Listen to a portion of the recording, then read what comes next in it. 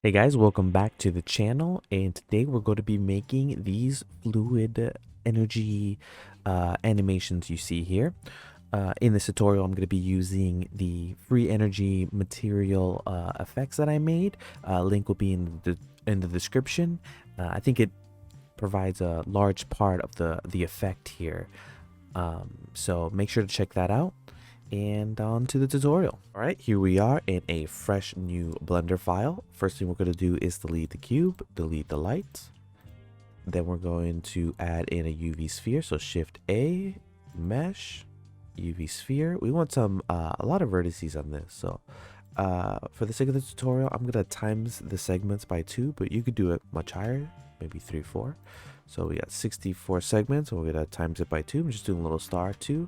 And we got 32 rings. So there we go. We're going to right click it, hit smooth.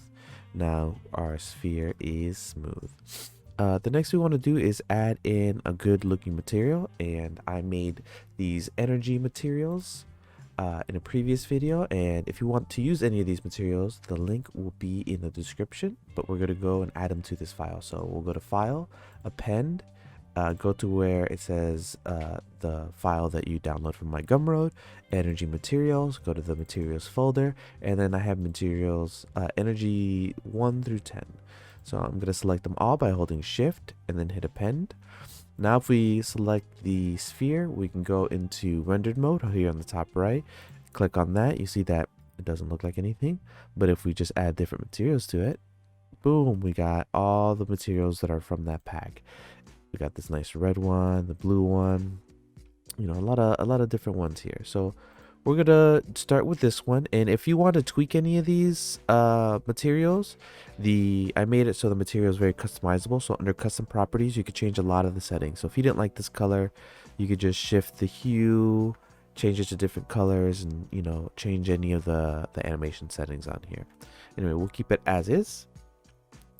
Now that we have the material on here, we are going to start doing the effect. So the effect is going to be using weights, right? So let's go to weight paint, and let's go into this solid view just so we can see the weight painting. I'm on Vertex, but sorry. Yeah, weight paint. Here it is. So now it's blue. Now we can see the weight paint. So weighting means that these vertices, so when you go to edit mode, get assigned a number 0 through 1.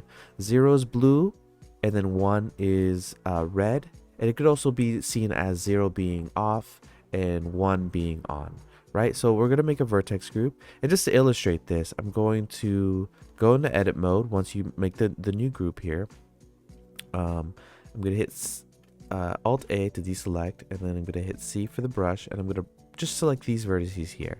If I hit assign group with the weight of 1, that section is going to be red, right? So assign, we'll go and see it's red. So this is just saying that these vertices here that I've selected have a weight of 1, which are red, and all the vertices I haven't selected are a weight of 0, but all they're, you know, shown as blue. Great. So we actually want all of it selected, so select it all, hit assign, so all of it is red. All right, so now that we have all the vertices in a group, basically assigned a number, assigned a weight, we're going to edit that weight. We're going to do that procedurally, right? So we're going to go to modifiers, add modifier, and go to vertex weight edit. And then the vertex group is just a group that we made. Like, you know, it's saying which vertices do you want to affect, and that would be the group that we made. It's called group. Then we'll go to fall off, change from type to custom, and then make sure this little box is selected, invert fall off. Now this is blue. All right, great. It's going good. Let's go to influence. And now we want this to be affected by a texture, a material. So we'll hit new here. You see it turns red, and that's just because it has no texture. To edit the texture that we just made, it's called texture here. Click the little button on the right. It says show texture in texture tab. That's this tab here. And then change the type of texture to whatever you want. You can do cloud, marble, noise, but I'm going to do Voronoi, and you can see now it's being affected. Now when I change the settings of the texture, it will change the weight of all the vertices in this sphere here, this UV sphere. So let's bring up the size, and you can see that it's like being animated. It's like changing, right? And then we can also make them a lot more harsh. So we can go to colors, go to brightness, and we can, make the red spots brighter, or make it weaker, or make it much more, stark and contrasty. So the things you want to worry about here would be size, and then these three not saturation, brightness and contrast. So bring brightness. I'm gonna bring the contrast back to 1. We'll leave it like that. Then let's go back to our modifiers tab. Here we go. And I forgot to mention we should also check mark normalize weights. That makes these weights a little bit more, I would say, contrasty. Great. So now we have our, weighted sphere. Now with this information, it's all being stored in this group, right? That's what this modifier is doing. It's modifying the weight, putting into the group. Now, a lot of these modifiers have a setting so you can only affect certain parts of the mesh, and you can choose it by the vertex group. So let's, for example's sake, do mask, and then we'll choose the group. And you see this one became invisible in here, but what we need to do is move up the threshold, right? So we move up the threshold. Ah, there it is. We're getting closer to the effect that we saw earlier. So now what it's doing is it's masking the vertices that are in this group that have a weight that's higher than 4.401. And we can make it, really high here. So, or really low. And we can also invert this. If we click the little button here, little arrows, it inverts the vertices. So it'll actually make it so the vertices with 1 become invisible, you see, and then that's its own effect. So that's great, right? So let's pick a look that we like. That's looking good. And right now it's looking a little jaggy, right? So let's try and alleviate that. So first thing we want to do is go to the modifiers and go to smooth. This will smooth out our vertices, and we'll put it as a factor of 0.2. We'll just move it enough so it looks smoother. So let's do repeat 3 times. Move this around until right when it's smooth. So this looks already a lot better, right? So let's see what it looks like with the materials. Go to object, the material, and there we go. This is looking a little better, right? So a trick here, a cool trick that you could do is you can actually move the texture around that's affecting the weight. Let me go back to it. You can actually move this texture around. And to do that, you do texture coordinate. And instead of putting local, put it on object, right? So this is going to look at an object, see its position, and then affect the texture, right? So let's go and add in an object. The objects I like to use for this type of thing are empties. So let's go to object mode, shift A, do empty, and then do a sphere here, right? Here's the sphere. I'm going to move it to the left or the right here. And just to illustrate this point, this empty has to be moving, but I can't move it while I'm in the weight painted mode for the sphere here. So I'm going to animate it with an expression here. So let me go to empty item, and I'm going to rotate it on the Z. But the way I'm going to rotate it is I'm going to use a global variable, which is the frame, right? And it's basically this number here, 52. So whatever frame we're on, this number changes and will affect this rotation. And to do that, you have to hit the pound sign or the hashtag. Type in frame, and frame is a global variable in Blender. So when you type in frame here, it knows to look at what frame we're on, and we're going to divide that by 100, right? Now it turns purple, so it basically added a driver, and if you hit play, you see that the sphere, or the empty sphere, rotates. That's exactly what we want here. So let's click on the sphere here. Let's go to weight, so you can see it being illustrated here. I'm going to turn off the smoothing and the mask for now, just so we can see this. And for the object, choose the rotating empty. Now look, now it's animating. What's great about this animation too is that once this goes 360 degrees, it loops. So it's a looping animation, which I think is pretty neat. So let's see what this looks like. Turn back the mask and turn on the smoothing. And let's see what it looks like in this mode here. That looks a lot of fun, but it also looks a little jumpy, right? Some other options that you can do to change the material or the texture that's being affected, you can actually make this bigger or make this smaller, so you can add in a lot of little dots. You see that it's has like this jumpy material, which is pretty cool. Okay, so let's reset the size. So I'm gonna hit Alt S, reset the size here. And some things you can do now to this sphere while it's being animated is you can add another smooth it out more. You can add in a subdivision surface. Here we go. That makes it even smoother. You see, but it also slows it down way down, right? Let's see what happens if we put the subdivision surface at the top. It actually makes them very circular. It's pretty interesting looking. It's hard to see, but makes it kind of circular there. Cool. So we're not going to do subdivision, but definitely do that if you want something a lot smoother.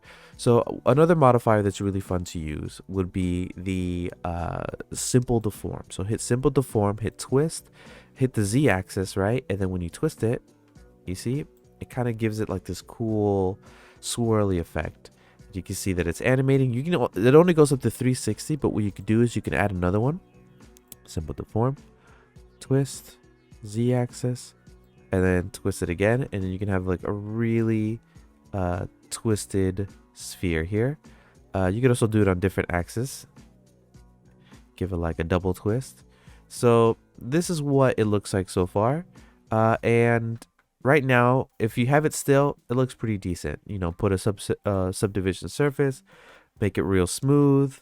You know, we can even go into the materials, custom properties, and turn back face off. There we go. And you got like this smoother material here, right? But when this animates, this it's a little jumpy. It's not very smooth, right?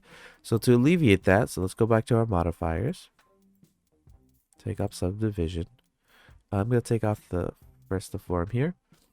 To alleviate that, what you could do is you can apply all these modifiers and basically set it how it is. So you pick a spot where you like. You're like,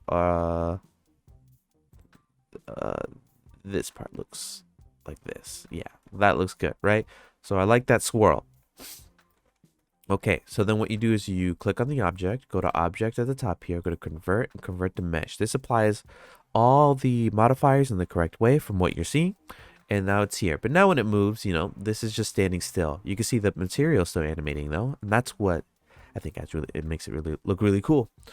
So right now it's just still. So now we have to reanimate this, right? So we can click on the object and add in a displace, right? And for the displace, the direction normal, and for the texture, you can either add a new one or we can use the one that we first created this sphere out of. So I use that and it looks all right, right? So let's do it so it's just a little deformed. I'm gonna hold shift so I can go smaller, and you can just deform it a little bit here, right? Let's see, like something like this. All right, but now I want this to animate, right?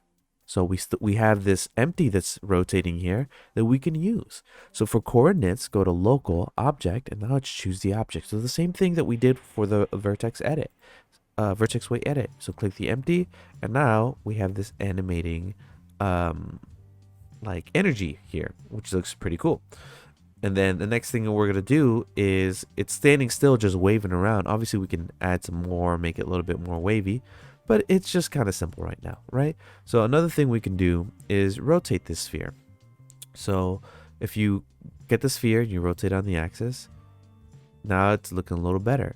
So to animate this, we're going to animate it the same way we animated this empty here. So we'll do frame or hashtag # frame divided by 100.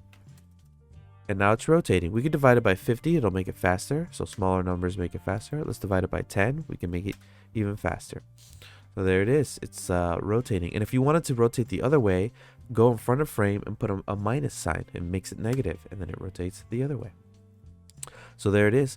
So now that we have this rotating, looking good, we can also now make it smoother. It's a little jagged, so we can hit subdivision surface, make it smoother, and it's animating pretty well. Another thing that we can do is, right now it's not glowing, so make sure that you go to your settings tab, hit bloom, and then let's see the intensity. Oh, you can see it at the top left here. I'm gonna make it dark. I'm gonna make the world dark. There we go. And you can see the difference between bloom and not bloom. It makes it glow. I put the intensity way high, and there it is, glowing. In the materials, I remember I took off show backface. I'm going to turn it back on. Gives it a little bit more glow here. And we have like this animating energy material. You can of course go in the settings and change this, right? So that looks good. Another modifier you can do that I like to use is wave. So if you hit wave, right now it's bouncing up and down, but what we want to do is put along normals. You see now it's like pulsating. It's going a little fast. So hold shift and take the width higher, so the pulses become shorter, and then take the narrowest shorter, so we're gonna do much smaller, and then bring the width. If we bring it shorter, it pulses a lot faster, but if we bring it larger, you see that it goes up, and this cool electric look kind of happens, which is a lot of fun. And this is the basis of it. From here, you can just keep adding stuff. You can add in a simple deform, and you can twist it some more. So now you have like this rotating energy, chaotic material. You could put it on the y-axis, kind of adds a cool effect, or the z-axis. Twist it even more. You can twist it in the negative. And you can just play around a lot with this. Right now, this is the look that it has, but the magic of this technique, right, is that the materials that I made, that you can download, link in the description, you can change the material now that this is all set. So let me take off the last deform here, just so you can see it.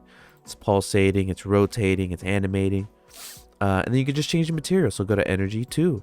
So now you have like this fire material, or, 3, this more crystalline material, or and just change all the materials. I think my favorite one is energy 7, because it kind of has like this glow that flows through it, and I think that's a really neat effect. It's a fun energy effect, and that's basically it for doing weight paint edits. Another way that you can affect the weight painted vertices is if you follow the tutorial all the way to the point where you add the group and you're about to add in the vertex weight edit. There's another way to do this. You can also do vertex weight proximity, and what this does is it makes it so it only affects it only changes the weight on the distance of another object. So we'll add in the vertex weight proximity, put the group, and for the object we'll choose the empty. Make sure that you have normalized weights, changes to geometry, put normalized weights. You can see that now it's being affected, right? And wherever this object moves, the closer it moves, the more it affects it. So I'm gonna do I'm going to animate the empty here for you to be able to see it, because once again, I can't look at the vertex weight paint and move the empty at the same time. So let me animate that. I'm going to move it to the center here. Can't see here, but I'm going to animate it on the X, left and right, right? So a quick expression for this would be doing the hashtag, do frame. But instead of frame, put sign in front, and put sign, and then in the parentheses put frame, and then divide it by 50. Let's see what that looks like.